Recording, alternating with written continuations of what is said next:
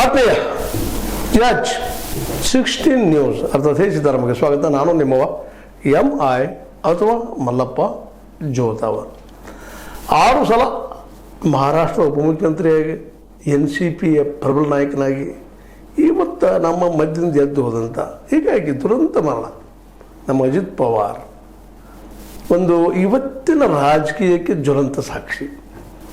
ರಾಜಕೀಯದಲ್ಲಿ ನೀತಿ ನಿಯತ್ತು ಅನ್ನುವಂಥದ್ದು ಏನಿಲ್ಲ, ರಾಜಕೀಯ ಅನ್ನೋದನ್ನು ತೋರಿಸ್ಕೊಟ್ಟಂಥವ್ರು ಅತ್ಯಂತ ನೋವಿನಿಂದ ಈ ಮಾತನ್ನು ಹೇಳಬೇಕಾಗಿದೆ. ಯಾಕಂದರೆ ಮನುಷ್ಯ ತೀರಿದ ಸಮಯದಲ್ಲೇ ಕೆಟ್ಟದಾಗಿ ಅಂತಲ್ಲ, ವಾಸ್ತವವಾಗಿ ಮಾತಾಡಬೇಕಾಗಿದ್ದು ಕರ್ಮನೋದು ಧರ್ಮವುದು. ಆದರೂ ಒಂದಿಷ್ಟು ಏನಪ್ಪ ಅಂದ್ರೆ ಮೃದು ಮಾತುಗಳನ್ನು ಹೇಳಬೇಕಾಗಿದೆ.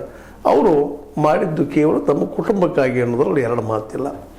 ಬಾರಾಮತಿಯಲ್ಲಿ ಏನೋ ಡೆವಲಪ್ಮೆಂಟ್ ಆಗಿರ್ಬೋದು, ಊರು ಡೆವಲಪ್ ಆಗಿರ್ಬೋದು, ಮತ್ತೇನು ಮಾಡಿರ್ಬೋದು, ಇದಕ್ಕೆಲ್ಲ ಕಾರಣಕರ್ತರು ಶರದ್ ಪವಾರ್ ಅವರು. ಶರದ್ ಪವಾರ್ ಅವರ ನೆರಳಾಗಿ ಬೆಳೆದು ಬಂದಂಥ ಅವರ ಈ ಮಗ, ಅಣ್ಣನ ಮಗ, ವಿಶೇಷವಾಗಿ ಏನಪ್ಪ ಅಂತಂದ್ರೆ ಮಹಾರಾಷ್ಟ್ರದ ರಾಜಕಾರಣದಲ್ಲಿ ಈ ಭ್ರಷ್ಟಾಚಾರದ ಏನು ಆರೋಪ ಮಾಡ್ತಾ ಇದ್ದೀವಲ್ಲ, ಅದಕ್ಕೆಲ್ಲ ಗುಡ್ ಎಕ್ಸಾಂಪಲ್ ಇವರು ಅಂತಿಷ್ಟು ಮಾತ್ರ ಹೇಳ್ಬೋದಾಗಿದೆ. ಯಾಕಂದರೆ ತೀರಿಕೊಂಡಾಗ ಅವ್ರ ಬಗ್ಗೆ ಕೆಟ್ಟದಾಗಿ ಮಾತಾಡಬಾರದು ಅಂತೇಳಿ. ಆದರೂ ಒಂದಿಷ್ಟು ಒಳ್ಳೆ ಕೆಲಸ ಇದೆ ಅವ್ರ ಕುಟುಂಬಕ್ಕಾಗ್ಯದ. ಜೊತೆಗೆ ಕೊನೆಗೆ ಒಂದು ತಮ್ಮ ಅಧಿಕಾರಕ್ಕಾಗಿ, ತಮ್ಮ ಭ್ರಷ್ಟಾಚಾರವನ್ನು ಮುಚ್ಚಿಕೊಳ್ಳೋದಕ್ಕಾಗಿ ಯಾವ ಪಾರ್ಟಿ ಅವರನ್ನು, ಅದರಲ್ಲೂ ಯಾವ ಪ್ರಧಾನಮಂತ್ರಿ ಅವರನ್ನು 75 ಕೋಟಿಗಳ ಹಗರಣ ಮಾಡಿದಂಥ ವ್ಯಕ್ತಿ ಅಂತ ಹೇಳಿದ್ರು, ಅವ್ರ ಪಾರ್ಟಿಲೇ ಜಾಯ್ನ್ ಆಗಿ ಅವರೊಂದಿಗೆ ಸರ್ಕಾರ ರಚನೆ ಮಾಡಿ ಫೈನಾನ್ಸ್ ಮಿನಿಸ್ಟರ್ ಆಗಿ ಹೋಗಿದ್ದೂ ಒಂದು ದೊಡ್ಡ ಈ ದೇಶದಲ್ಲಿ ಯಾರಿಗೆ ಏನಪ್ಪ ಅಂತಂದ್ರೆ ಸನ್ಮತಿ ಸನ್ಮಾರ್ಗ ಅನ್ನೋಕ್ಕಿಂತಲೂ ಒಂದು ಯೋಗ್ಯತೆ ಸಿಗ್ತದೆ ಅನ್ನೋದು ಸಾಕ್ಷಿ ಆಗಿಬಿಟ್ರು ಅಂತ.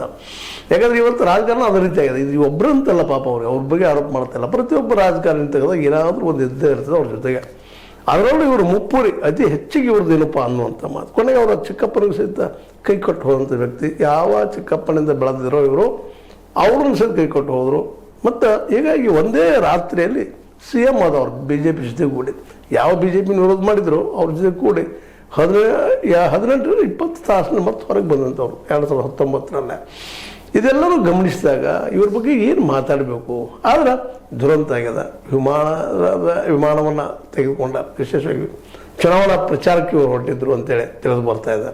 ಚುನಾವಣಾ ಪ್ರಚಾರ ಈಗ ಶುರುವಾಗಿದೆ. ಸ್ಥಾನಿಕ ಅಲ್ಲಿ ಚುನಾವಣೆಗಳು, ಸ್ಥಾನಿಕ ಸಂಸ್ಥೆಗಳದ್ದು, ಪಂಚಾಯತಿಗಳದ್ದು, ಆ ವಿಷಯದಲ್ಲಿ ಅವ್ರು ಪ್ರಚಾರಕ್ಕೆ ಹೋಗ್ತಾ ಇದ್ರು ಅನ್ನುವಂಥದ್ದು, ಇದರಲ್ಲಿ ಏನೋ ಒಂದಿಷ್ಟು ಆಗಿರಬಹುದು ಅಂತೇಳಿ ಅವರ ಅತ್ಯಂತ ಆತ್ಮೀಯರು ಆರೋಪ ಮಾಡ್ತಾ ಇದ್ದಾರೆ. ಇದು ಏಕಾಗಿ ಆಗಿದ್ದಲ್ಲ, ಇದನ್ನು ಆಕ್ಸಿಡೆಂಟ್ ಅಂತಲ್ಲ, ಇದು ಯಾರೋ ಇದ್ದಾರೆ ಇದ್ರ ಹಿಂದೆ ಅಂತೇಳಿ. ಯಾರಿದ್ದವರು ಏನಿಲ್ಲ, ಒಟ್ಟು ಆಗಿಂತ ಹೋಗ್ಯದ. ನಮ್ಮ ಮಧ್ಯದಿಂದ ಎದ್ದು ಹೋಗಿದ್ದಾರೆ ಇವತ್ತು ಅಜಿತ್ ಪವಾರ್ ಅವರು. ಇವತ್ತು ಏನಪ್ಪ ಅಂತಂದ್ರೆ ಮಹಾರಾಷ್ಟ್ರದಲ್ಲೇ ತಮ್ಮದೇ ಅಂತ ಒಂದಿಷ್ಟು ಏನಪ್ಪ ಸಹಕಾರ ರಂಗದಲ್ಲ ಇನ್ನೊಂದು ರಂಗದಲ್ಲೇ ಕೆಲಸ ಮಾಡಿ, ಆ ಸಹಕಾರ ರಂಗದ ಕೆಲಸ ಮಾಡಿದ ಹೆಚ್ಚಿಗೆ ಆ ಸಹಕಾರದಿಂದ ತಾವು ಹೆಚ್ಚು ಬೆಳೆದದನ್ನು ಇಲ್ಲಿ ಗಮನಿಸಬೇಕಾಗಿದೆ. ಜೊತೆಗೆ ಶರದ್ ಪವಾರ್ ಅವರು ವಿಶೇಷವಾಗಿ ಅವರು ಈ ರಾಜಕೀಯಕ್ಕೆ ಒಂದು ಉದಾಹರಣೆ, ಇವತ್ತಿನ ರಾಜಕೀಯ ಉದಾಹರಣೆ. ಅವರಿಗೂ ಸಹಿತ ಟಂಕ ತಿನ್ನಿಸಿದಂತಹ ನಮ್ಮ ಅಜಿತ್ ಪವಾರ್ ಅವರು ಇವತ್ತು ವಿಶೇಷವಾಗಿ ಏನಪ್ಪ ಅಂತಂದ್ರೆ ಈ ಒಂದು ಭ್ರಷ್ಟಾಚಾರದ ರಾಜಕೀಯಕ್ಕೆ ಗುಡ್ ಎಕ್ಸಾಂಪಲ್ ಆಗಿ ಉಳಿದಿದ್ದು ಮಾತ್ರ ಇದು ಏನಪ್ಪ ಅವರು ಮಾಡಿದಂಥ ರಾಜಕಾರಣಕ್ಕೆ ಒಂದು ಸಾಕ್ಷಿ ಅಂತ ಮಾತು ಹೇಳಬೇಕಾಗಿದೆ. ಏನೂ ಇರಲಿ, 2 ಮಕ್ಕಳನ್ನು ಹೊಂದಿದಂಥ ಇವರು ಇಬ್ಬರಿಗೂ ಸಾಕಷ್ಟು ಮಾಡಿಟ್ಟಿದ್ದಾರೆ. ಆಸ್ತಿ ದೃಷ್ಟಿ ಇಟ್ಕೊಂಡು ಏನು ವಿಚಾರ ಮಾಡುವಂಥದ್ದಿಲ್ಲ. ಅದೇ ಕಾಲಕ್ಕೆ ಇವರು ಇನ್ನೂ ಇರಬೇಕಾಗಿತ್ತು ಅನ್ನುವಂಥ ಸಹಜ ಎಲ್ಲರಿಗೂ ಅನಿಸಿದ್ರು. ಇವತ್ತಿನ ಈ ಭ್ರಷ್ಟ ರಾಜಕಾರಣದಿಂದ ಒಳ್ಳೆಯ ರಾಜಕಾರಣ ಮಾಡಲಿಕ್ಕೆ ಸಾಧ್ಯ ಇತ್ತಾ ಇವರಿಗೆ, ಯಾಕೆ ಮಾಡಲಿಲ್ಲ ಅನ್ನೋಂಥ ಒಂದು ಪ್ರಶ್ನೆ ನಮ್ಮ ಮುಂದೆ ಇರ್ತದೆ. ಯಾಕಪ್ಪ ಅಂತಂದ್ರೆ ಇವತ್ತೆಲ್ಲ ಇದ್ದಾಗಲೂ ಯಾಕೆ ಭ್ರಷ್ಟಾಚಾರ ಹಾದಿ ಹಿಡಿಬೇಕಾಗಿದೆ, ಯಾಕೆ ರಾಜಕೀಯವನ್ನು ದಿಶಾವಲು ಮಾಡಬೇಕಾಗಿದೆ ಅಂತ ಕೇಳಿದಾಗ ಇವತ್ತು ಯಾರೂ ಅವ್ರನ್ನ ನಂಬೋ ಸ್ಥಿತಿ ಒಳಗೆ ಅಲ್ಲಿ ಇದ್ದಿದ್ದರಿಂದಾಗಿ ಸಹಜವಾಗಿ ಯಾರ್ಯಾರಿಗೆ ಇವರಿಂದ ಏನೇನು ಲಾಭ ಬೇಕು ಅವರೆಲ್ಲ ಮಾಡ್ಕೊಂಡಿದ್ರು ಅನ್ನೋದನ್ನು ನಾವು ಸಂದರ್ಭ ಮಾಡಲಿಕ್ಕೆ ಆಗೋದಿಲ್ಲ.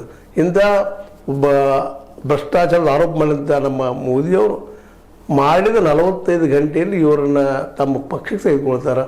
ಜೊತೆಗೆ ಡೆಪ್ಯೂಟಿ CM ಮಾಡ್ತಾರೆ, ಜೊತೆಗೆ ಫೈನಾನ್ಸ್ ಮಿನಿಸ್ಟರ್ ಮಾಡ್ತಾರೆ ತಮ್ಮ ಫಡ್ನವೀಸರ ಸರ್ಕಾರದಲ್ಲಿ.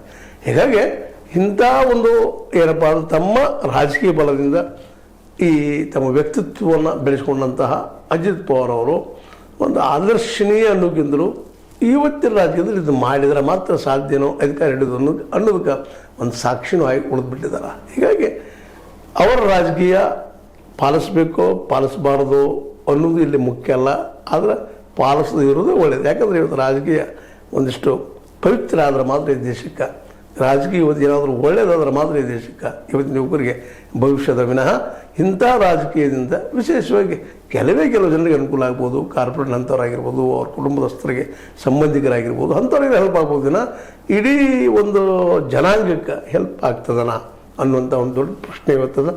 ಅವರ ಎಲ್ಲ ಕ್ಷೇತ್ರದಲ್ಲೂ ಸ್ವಲ್ಪ ಅವ್ರದ್ದು ಹೆಸರು ಇದೇ ನೆಲೆಯಲ್ಲಿ ಕೆಟ್ಟದ್ರಿಂದಾಗಿ ಈ ಮಾತುಗಳನ್ನು ಮಾತಾಡುವಂಥ ಪ್ರಸಂಗ ಬಂದದ. ಅವ್ರಿಗೆ ಮಹಾರಾಷ್ಟ್ರದಿಂದ ಉಪಕಾರ ಆಗ್ಯದ, ಮಹಾರಾಷ್ಟ್ರಕ್ಕೆ ಇವರಿಂದ ಉಪಕಾರ ಎಷ್ಟಾಗ್ಯದೂ ಗೊತ್ತಿಲ್ಲ, ಆದರೆ ಮಹಾರಾಷ್ಟ್ರ ಜನರಿಂದ ಇವರು ಸಾಕಷ್ಟು ಉಪಕಾರ ಆಗಿ ಒಬ್ಬ ಡೆಪ್ಯೂಟಿ CM ಆಗಿ ಇವತ್ತು ನಮ್ಮ ಮಧ್ಯದಿಂದ ಎದ್ದು ಹೋಗಿದ್ದಾರೆ.